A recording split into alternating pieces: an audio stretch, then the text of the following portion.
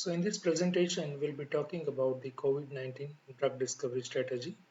The entire presentation is made in such a way that you will get the basic idea about how the current drug is working on the COVID-19. Second, you will also monitor that what is the current stage in the drug discovery and vaccine development.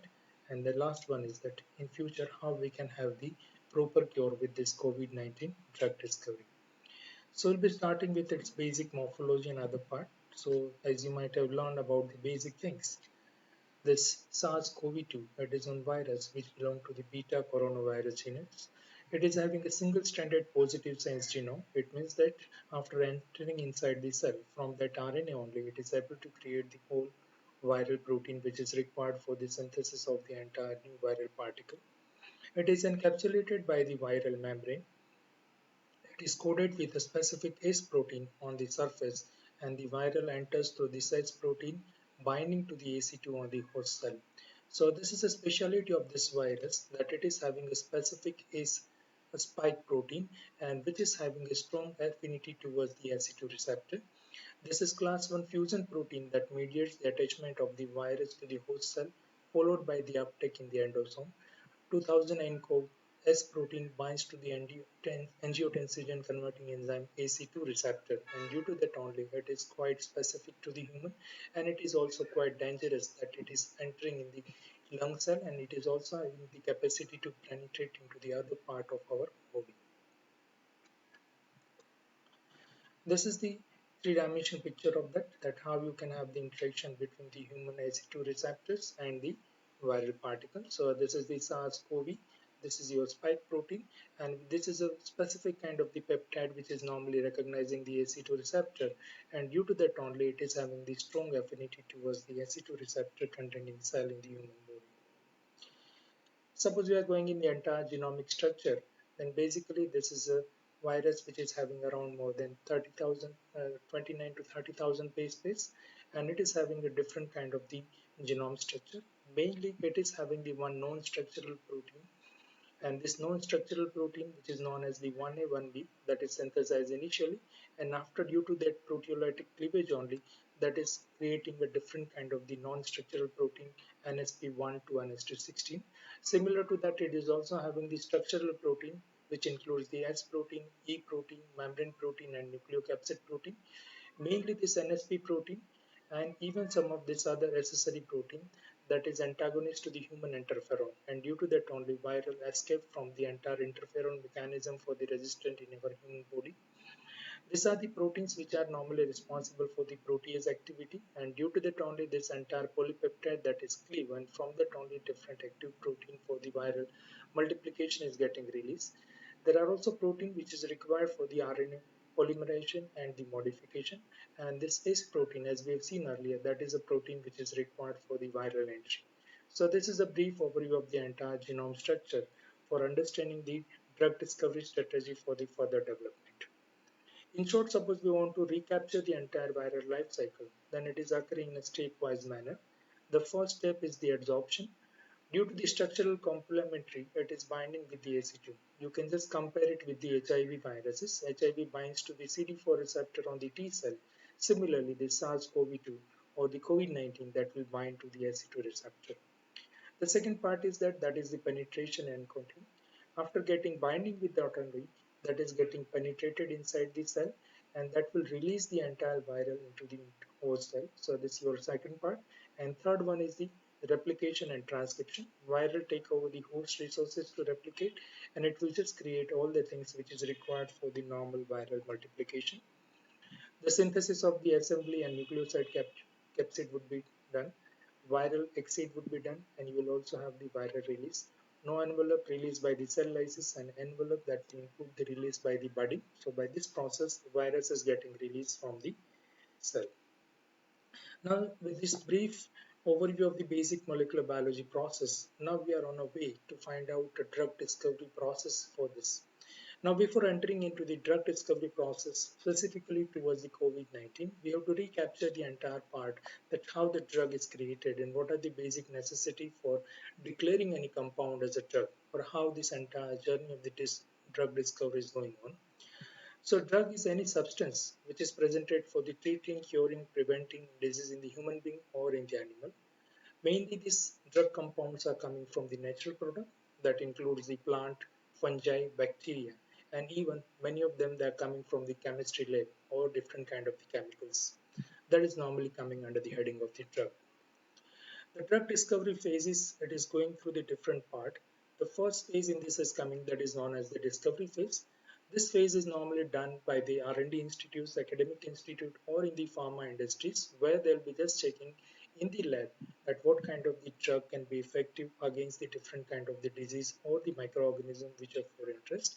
So this is normally in the academic or in the R&D lab. After getting the proper result from this only, that is going for the preclinical phase. The preclinical phase that will include mainly the testing of this compound in the animals. And in the animals only, the compound would be checked for its basic ADME property, absorption, distribution, metabolism and extraction, and even toxicity. After passing through this preclinical phase, the drug is entering in the clinical trial phase. The first clinical trial phase that will include all the persons who are healthy, which are not having any disease person. The drug would be checked for having any toxic effect on the healthy individual. If the drug is passing through this trial 1 phase, that will enter into the trial 2 phase. In the trial 2 phase, the drug efficacy against the different disease, whatever you want to check, that is included. So you will have the disease person and you will have the effect of the placebo only. So in the second phase only, mainly the effectivity of the compound to act as a drug that would be normally checked. After getting the result in the trial 2, if the results are promising, then normally the trial 3, phase 3 is taken. In the phase 3, instead of taking the hospital-like environment on a very small population, the drug is tested on a larger mass or in a larger socio-economic group. And after getting the result from this only, the final drug will be going for the approval process. So that way normally the drug discovery is going on. Suppose you take the entire drug discovery pipeline, then that is taking a huge time, and at the same time, lot many compounds are entering inside the pipeline, but very few compounds would be released as an effective molecule, and that is also time-consuming process. Now the condition is like that. That suppose we want to go for the drug discovery for any kind of the disease, the main step that will include that first of all we have to identify the disease. We have to actually check that in which part of body the drug is basically responsible for the acting, or in which part of the body you are having the infection or the receptor which is responsible for the disease condition. And according to that only you have to just find out that which drug might be effective, and that will take again the 2 to 5 years to find out the effective drug against the disease. Then there would be preclinical testing that is for 1 to 3 years. Then you can have the scale up and formulation and then human clinical trial depending upon the disease and the nature of the drug.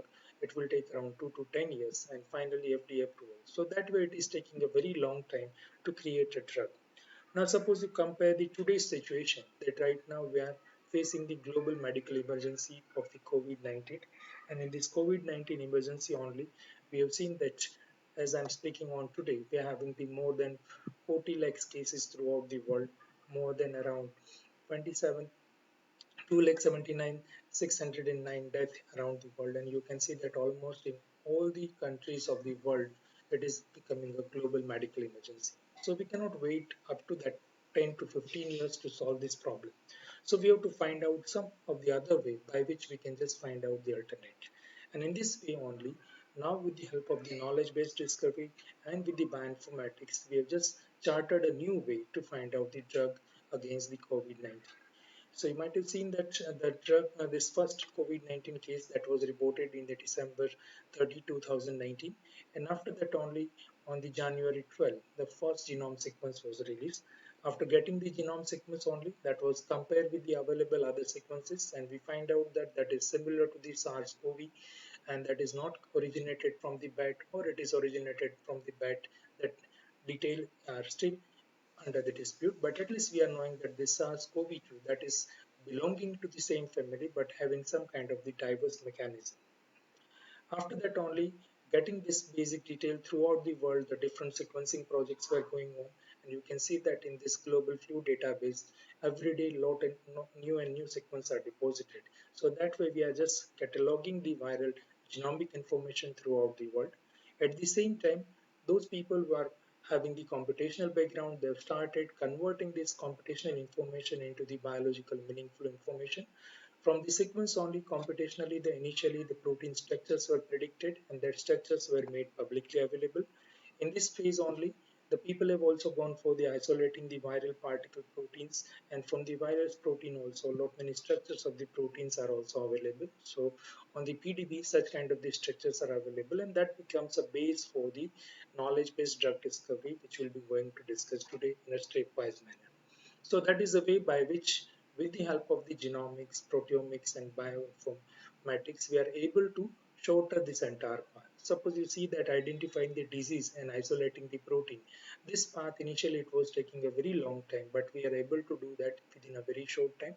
After getting the genomics and proteomics and biopharma, immediately we are able to screen the different kind of the compounds with the help of the computers, combinational chemistry, or with our empirical knowledge, and depending upon only that is going for the further studies. And even right now, you are having a lot many in silico studies where these compounds are also studied for the in silico ADME properties and others. So that way, with the help of the technology, we are at least able to narrow down this path. But at the same time, suppose you're comparing that still we are not having that much time to find out a new drug and to create a new therapy for that. So what is the immediate kind of the action we can take? That is normally known as the drug repurposing. The basically drug repurposing is similar to, or it is having a slightly different word with the repositioning.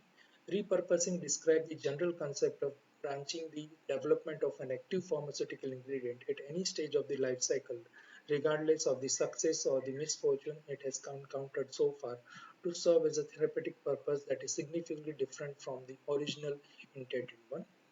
The drug repositioning is defined more specifically as the process of finding the new indication of an approved drug.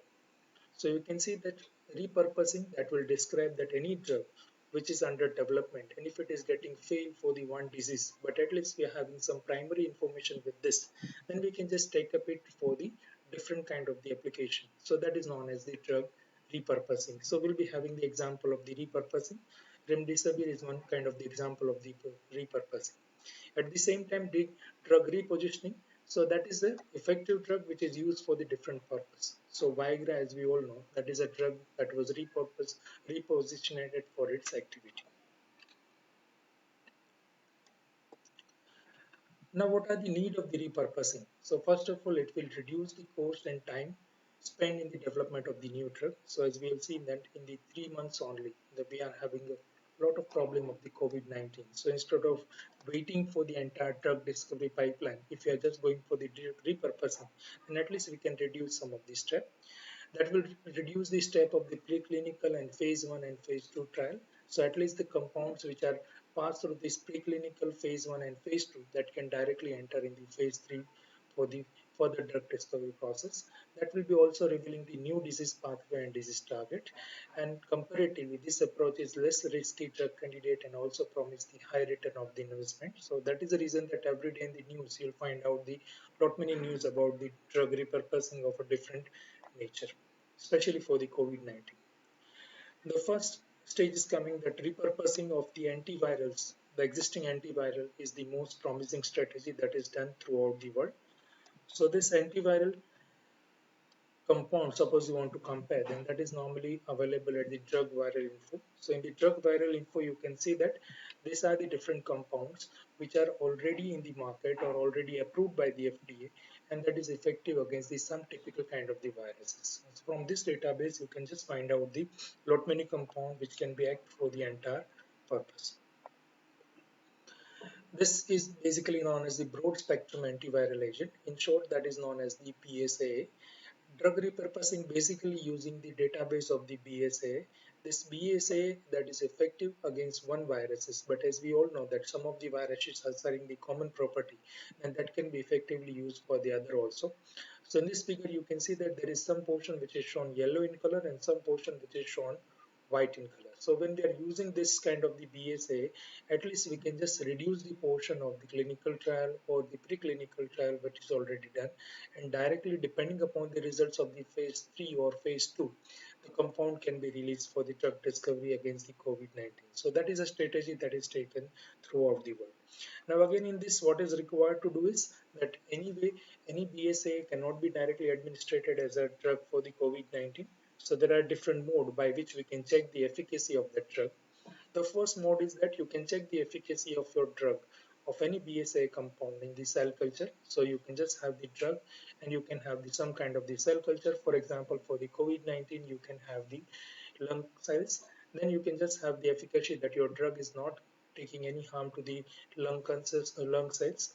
Then you can introduce your drug. Along with that, you can also introduce the virus, and you can see that the drug is able to manage the viral load or not. So this is one kind of the in vitro testing on the cell cultures that will just give the idea that your drug might be effective on the COVID-19 or not. So a lot many drugs are tested with this mechanism. Similarly, even the drug will be given to the animals to check its PK value and check its toxicological studies. But as the drug is already FDA approved in the phase 1 and phase 2, this step can be omitted for so many cases. And currently, people are also omitting this stage. But at the same time, to check the effectivity, some of the studies are also done in the small animals to check the effectivity of that before introducing it to the human beings. Same way, the compounds which are already having the basic information of the phase 1 and phase 2, and directly it can be given to the efficacy study into the human being. So you can see that this remdesivir and other, now even WHO is also giving the recommendation that throughout the world different kind of the people should be tested for that. So that is a way by which directly it can be introduced in the human being without going for the delay in the time. So by this way, normally the different drug is approached for the drug repurposing. So currently these are the main front leader drug repurposing candidate which is utilized for the COVID-19. So we'll be discussing some of the most common in the detail, but at least you can see that these are the different kind of the drug. These are the natural target on it is acting, and this is the disease condition on which it is already developed. So you can see that this first level of the drug that is basically developed for the rheumatoid arthritis, and that is acting on the JAK kinase. But now we are finding that even the JAK kinase inhibitory process that is also affecting the COVID-19 management. So due to that reason, this JAK kinase inhibitor can be utilized as an effective drug.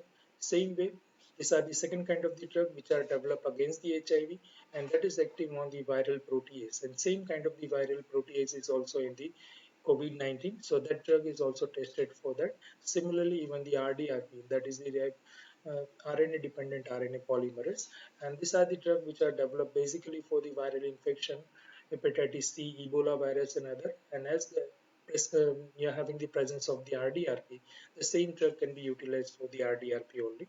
Similarly, even the influenza drug that is acting on the spike or SC2 protein that is taken, and even the malaria, which is basically malaria drug which is acting on the malaria parasite infection, that is tested and that is effectively used till now for the endosome or the AC2 receptor binding capacity. So these are an example of the drug, but the main uh, common drugs will be dealing in detail in the later slides. So this is an overview by which you can just have the idea that what kind of the drugs are currently under focus. According to that only, besides that also so many drugs are there even in the clinical trial. So you can just see from the clinical trial website only that this many drugs are under development, and you can see that these are the name of the drug, these are the clinical condition in which it is acting, these are the different kind of the sponsor, and this is the number of the patient or number of the status and their actual beginning date and probable ending date on which you can just get the result, and these are the phases in which it is currently entered. So like that only throughout the world, lot many clinical trials for the different kind of the drug like it is under development. So these are the few example of that. Now suppose we are coming to the basic challenge with the drug repurposing. That this drug repurposing, it will not end the story, but the drug repurposing will have to compete with the structure-based design of the preventive and therapeutical vaccine and small molecules on efficacy and the off-target toxicity tough. Because these are the drug which are basically created for some other purpose, but now in emergency we are using it for this purpose. So the challenge is like that you have to compete with the future drug which will be specifically created against the COVID-19. But as right now in the emergency situation, we are not having any other option except accepting such kind of the drug in a very rapid manner. The current treatment option, which is normally followed for the entire treatment, you can see that currently we are having the option of this. So there is a small molecules which are approved drug. So what are the drug which is currently used?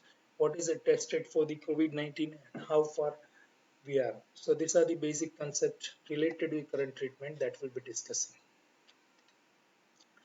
So you can see that treatment option commonly you can also observe in the news and other. So that will include the there is no approved or the proven treatment specifically for the COVID-19 at present. Many drugs are under investigation. That includes the remdesivir, chloroquine, hydroxychloroquine, lopinavir, ritonavir combination, and alpha interferon. So these are the most popular kind of the drug which is normally used effectively for this treatment right now. We'll be just starting our detailed discussion with the remdesivir. So this is originally developed for the treatment of hepatitis C, but it is not progress. And even the clinical trial for the Ebola was dropped. So this is the one kind of the drug which is already dropped for this two purpose. But now after getting the COVID-19 case report, compensate use of due to the worsened patient condition is advisable. The COVID-19 future randomized clinical trial are needed. Basically, it will inhibit the key viral enzyme, that is the RNA-dependent RNA polymerase, and this likely mechanism of RNA chain termination. And due to that only, you can have the delay in the viral replication. So we'll just see the detailed mechanism of that, how it is working. So basically, as we all know, that whenever this entire chain elongation is going on. So you require the DNA replication or RNA replication, but always in this process you require the free 3 hydroxyl group. At this end only you can just have the addition of the other new compound. Now when we are going further, then you can see that when we are just going in a deeper part of that, you can see that the structure of the remdesivir. So the structure of the remdesivir, that is a basically analogous to the adenosine. So you can see that this is the adenosine structure that is mimicked in the entire remdesivir. That will have this additional part and that will have the phosphate prosthetic group. And this entire structure is huge, but when it is getting inserted inside the host cell, this part is getting removed, but at the same time you'll just have the basic adenosine analogous structure, and due to that only the viral replicase or the viral replication mechanism that would be taking this as an adenosine. But is it not the actual adenosine, but that is the analogous of that that will terminate the further process, so that will not allow the further replication process going. Remdesivir in vitro studies are already done. Several approved drugs were tested against the clinical isolate of the SARS-CoV-2 in vitro in the various E6 cell as a host cell, and the quantification of the copy number is normally done in the qRT-PCR, and even some kind of the immunofluorescence microscope is done. So you can just see that these are the results for that. So these are the result for the cytotoxicity in the Viro E6 host cell, and again the percentage inhibition, and these are the result of the EC50. So depending upon this result of controlling the viral load only, this drug is thought one of the promising candidate for the COVID-19 drug treatment currently. These are the immunofluorescence microscopy of that. So we have seen the two images in this. This one is for the remdesivir and this is for the chloroquine. So you can see that whatever the yellow color part is there, that is the, sorry, whatever the green color cells are there, that reflect the virus, and this blue colors are the normal cells. So you can see that initially there is a load of the virus is high, but as we are increasing the concentration, the virus is getting decreased. This is the control of the DMSO in which without any kind of the treatment, the viral load will remain as such. So that is a way by which normally in vitro testing is done. Now we are coming to the second kind of the candidate, which is again very popular, the chloroquine and hydroxychloroquine. So these are the 4 amino quinoline structure. So this is the chloroquine and this is the hydroxychloroquine. There is a slight variation in the basic structure. This is originally used for the anti-malaria drug, and as the resistance is developing the malaria, this drug is also repurposed for the different activity, like that it is also used in the rheumatoid arthritis. Its antiviral activity is also known, and even its side effect is also known. It is having this like cardiotoxic effect. So that is the reason that it is not advisable to take the chloroquine or the hydroxychloroquine for the without the any kind of the advice from the doctor for the treatment of the COVID-19. So that should be used in a proper medicated environment. What is the basic mechanism of the chloroquine? So this chloroquine is having the in vitro anti-malarial activity. So first of all, in vitro chloroquine that will block the infection of the clinical isolate SARS-CoV-2, the image we have seen earlier. The chloroquine can prevent the viral infection of the host by increasing the endosomal pH, and it will also interfere with the glycosylation of the AC2 receptor on the host cell. So that way it is having the two mode of action. One, that will just reduce the entry of the AC2 by blocking the AC2, so that will be not allowing the virus to enter inside the cell. Secondly, that will change the pH, and due to the change in the pH also the virus will not be able to survive. So we'll see the detailed mechanism of that. So this is the chloroquine, and after ionization it will have the structure like this. So you can see that the chloroquine, it would be having the different kind of the ionization state. So this is the ionization state in which you can have the one protonated molecule, you can having the two protonated molecules. So you can see that whenever it is getting more protonated, that will change the alkaline condition inside the cell. And for the virus multiplication, we require the acidic mechanism. So by entry of this hydroxychloroquine, that will create the alkaline condition, and that is normally responsible for the inhibition of the viral growth. In the same trick, we are having the two more most popular drug for this, that is known as the lopinavir and ritonavir. So these are the drug which is developed for the treatment the HIV, and HIV protease inhibition, that was the basic mechanism of that, and COVID-19 early reports are there in which this drug is found effective. So the viral load identified, there is no benefit observed with the lopinavir ritonavir treatment beyond the standard curve. Further study is still needed, but in the combination of the alpha interferon, this drug is thought to be quite effective. But still, lot many clinical trials and other studies are going on this. It is acting on the proteases, that is also required for the normal life cycle of the COVID-19. In COVID-19, we are having the 3C-like proteases, and we are also having the N-pro proteases. So both of these proteases that will get inhibited by the lepinavir and the ritonavir. Other option that will include the vaccine and plasma. So vaccine again we'll have in a detail in a later part. So vaccine against the SARS-CoV is ultimate aim, and preclinical studies of some vaccines are also underwent. Until that time, we are not having any other option than as a last resort, even we are just going for the plasma therapy. So that will be taking the use of the patient which is recovered from the COVID-19. By COVID-19 recovery, the patient might have developed the antibodies, and that antibodies in the form of the plasma that is given to the very serious patient. So that found also effective in some cases. So these are the all the mode of action which we have discussed till now. So you can see that all of them that is just interfering at a different stage of the multiplication of the viral replications, and due to that only we are able to control the viral replications. Besides that also there are some kind of the cytokines and even the recombinant protein which is used for the treatment of the SARS. So these are the recombinant interferons. So interferons are the protein which are produced in the host cell for the management of the viral load. And this is recombinant interferons means that is created outside the host and that is utilized. These are the human serum albumin fused with the interferons. So these are the interferon which are fused, and in the plasma therapy it is thought that even some of this interferon would be also present. Besides that, even one more approach is there in the under study. So that is using the human recombinant soluble AC2. In short, that is known as the HRS AC2 that will inhibit the SARS-CoV-2 infection. So this is the normal cycle that virus will be just binding with the AC2 receptor. Now suppose I'm having the soluble HRS AC2. So that will bind with this virus, and due to that only that will not bind with the normal AC2 receptors of the human cell. So that will be not allow the viral entry inside the cell, so that way it is removed from the body. So this is also one of the most promising approach that is still under progress. Now at the same time, when people are using the drug discovery, whatever the empirical knowledge is, that side by side even computational drug repurposing is also reported.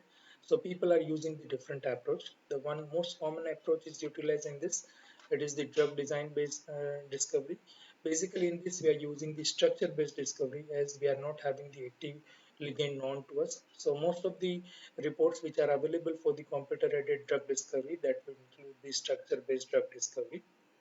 Basically, we are having the four quarter depending upon the availability of the information. For example, target structure is unknown and ligand is unknown. Then in the case, experiment is necessary. As we are lucky enough that we are having the full genome sequence of the COVID-19 and even we are having the 3D structure of the protein related to the COVID-19. So that way we are able to manage to go in this structure-based design where the target structure is known but still the ligand is not known to us. So mainly the drug discovery which is done for the COVID-19 that is belonging to this category right now. So different kind of the reports are available. So this is an approach in which in silico identification of the docking based drug repurposing against the main protease SARS-CoV-2 positive agent of the COVID-19 is reported. So as we have seen earlier also that the protease is a basic protein for the normal multiplication of the virus. So if you are able to remove this activity of this, inhibit the activity of this protein, will be able to control it. So in the study, even the lopinavir, ritonavir, and some kind of the other drugs are also reported effective. Same way, other people they're also working on the RDRP. So you can see that RDRP is also one kind of the enzyme which is normally responsible for the multiplication of the viruses. So some of the molecules which are active against that, that is computationally reported. Same way, even with the different approach, besides the basic docking and other part, computational drug repurposing studies are there, and that is giving us the large number of the different kind of the compound which can be acted. Uh, in the typical fashion, in our lab also we are working on the same approach. We have just gone for the docking of more than 1700 compound and we have just used the 27 proteins of the COVID-19 and after getting the docking we have just find out the top 20 and again from that we have just screened some of the good candidate for that and finally we had the limited number of the drug which can be utilized for the further drug repurposing. So these are the protein which we have included in the study. The entire database is created and which is available on the website of the V. Narmad South Gujarat University. So you can see that you can just have the selection of the any kind of the target and according to that target, what are the effect of the different ligand molecules under study that can be obtained online only. So this is the matrix in which you can see that this is the red color portion shown over here that are the results of the drug which is currently utilized in the market, whatever we have seen earlier.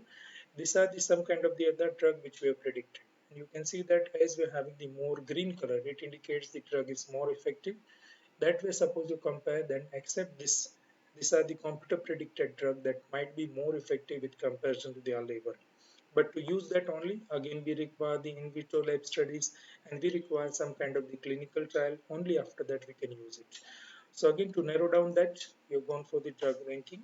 And after getting the drug ranking, we have just removed some of the toxic or the anti-cancer agent and other, and the drug which is acting on the same kind of the molecule. And we have just narrowed down to the six drug. So that will include the elbisavir, leptisavir, parictavir, velpistavir, enfamine, and argetomine. Mainly, this drug is effective right now in the anti-HCV, but we are just suggesting that this drug can be also utilized for the COVID-19 drug management. And this was the one preprint we have just published on the Chemerics. Now, at the same time, as you have seen earlier, that to have the permanent solution, we should go for the development of the vaccine. The vaccine development for the coronavirus, right now more than 90 vaccines are being developed and still we are not having the proper course for that. We'll be just going through the basic part that how basically the vaccine would be generated. So as we have seen earlier also, this is the spike protein by which the protein will be getting identified, the AC2 protein, and due to that only the virus will be entering inside the cell. After entering inside the cell only, it will just go for the release of the viral DNA and from that only the entire replication of the virus would be going on and you will be just releasing the viral particle. Now this viral particle that would be also ingested by our antigen presenting cell, so that will digest the entire viral particle, but at the same time it will keep some of the viral peptide as a memory and that would be represented at the outer part. So that is known as the APC, antigen presenting cells. So this viral peptide would be remain inside the cell and depending upon the viral peptide only you can have the B cell and T cell receptor. You can just have the B cell, so that will be just producing the antibody by which you can just coat this virus and you can neutralize it. Secondly, that would be also cytotoxic effect, and due to that only the cytokine would be released, and that will identify the infected cell and that will kill that. So that is a way by which with the immunological approach we can able to control the COVID-19 infection. Now suppose you are going for the development of the vaccine, then you can see that you can have the four different kind of the mechanism for the virus. You can have the classical approach that will include the inactivated or the weak strain of the virus, and after that you can just have the viral vector.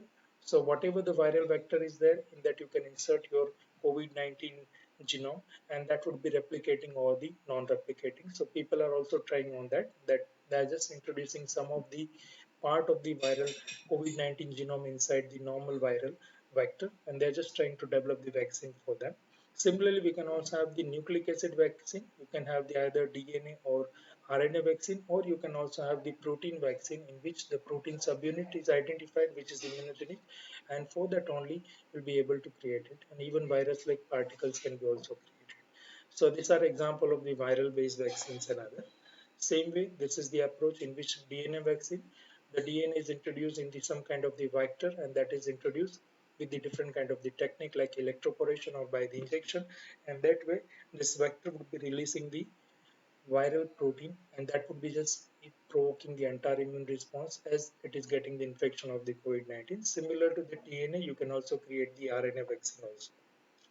Same way, even the viral vector vaccine or the protein based vaccine can be created. In all of this, we have to just find out some portion of the protein which is responsible for the creating the immune response, and that will remain in a conserved part all of the different strains. So that is a way by which you can have the vaccine development. Suppose now we are comparing that what are the timeline by which we can have a effective drug or the effective vaccine, basically vaccine for this. And you can see that throughout the world, so many companies are working on the bio world 2071 different therapeutic treatments are under development. 14101 vaccines are also under development. But suppose we are comparing the entire pathway, what we have seen earlier, then to develop the vaccine, normally it will take around 2036 by which you can just have the development of the vaccine if you are going by the path which we have discussed earlier. But now as we are having the emergency, the scientists are trying to reduce it, and due to that only, we are hoping that by the August 21, we'll be having some kind of the effective vaccine for the treatment of the COVID-19. So this is a way by which we are just going in a rapid manner. These are the few companies which are having the vaccine trial underway, and you can just see that all of that companies, they've given their own kind of the timeline, and according to the timeline only we can just find out that which company would be releasing the first vaccine that would be quite effective for the management of the COVID-19. Now suppose we are comparing our today's situation, that where we are, so we can see that we're having a lot of information about the viruses after getting the infection of that only. More than 18,000 sequences are already there. More than 6,000 genome variation is recorded, and even lot many publications are available. So that way now we're having a strong knowledge base about the COVID-19. So within 3 months only, rapidly we are progressing our knowledge to understand the basic mechanism and variation of the COVID-19, and that is quite effective in the managing this COVID-19 treatment. Second part is that, as we have seen earlier, that the repurposing of the drug, it is this fastest way that we are doing right now. Suppose we are using the antibody, then at least it will require few months, and suppose we are going for the vaccine, then it will require at least 1 year or so. And that is the reason that now people are focusing on the repurposing of the drug. Slowly, as the time is going, we'll be also having the results from the other aspect also. According to that only, we can just have the different kind of the approach. Repurposing, some of the example already we have seen. Antibody by the plasma therapy, that is also currently utilized, and vaccine is till now under clinical trial only. Same way, suppose you are observing the entire thing, then the variation is a key thing in this. The variation can be a problem, and variation can be a solution also. So this is a picture, and it is shown that typically for the one viral protein, these are the position at which you are observing the different kind of the mutation, and these are the different strain in which the mutation is reported. So you can see that this virus is getting very rapidly mutated. The reason for that is that virus is having the direct exposure to the environment, and due to that only that will accumulate the different kind of the mutation. How it is problematic to us? Because suppose we are creating the vaccine according to the structure of the virus which is available today, but in future when we are just passing through the entire process and virus is getting changed, then our vaccine will not be effective. Same way, whatever drug we are trying to use, if in future that drug is not effective, if the variation is coming in the active site of that, so that is the biggest problem if the variation is going on the wrong direction for us. Second way, virus can be also solution also, because as the strain is getting more and more variation, in a natural way also the virus itself is becoming slower down, and after that it may disappear from the system. So that way, if the mutations are not favorable for the virus, then that way it can be also a solution for us. So that is the reason that we are just keeping watch on the variation from the both the aspect. So that way, I think this is the basic details about the all the drug discovery strategies. We are having the lot many problems. We are having the lot many time to wait, but still we'll be having that kind of the uh, strategy with us, because about 80% of the people recover from this disease without needing any special kind of the treatment. So that is the reason that we should not worry that much for the COVID-19, and surely we'll have the good kind of the drug discovery treatment in a near future. Thank you very much.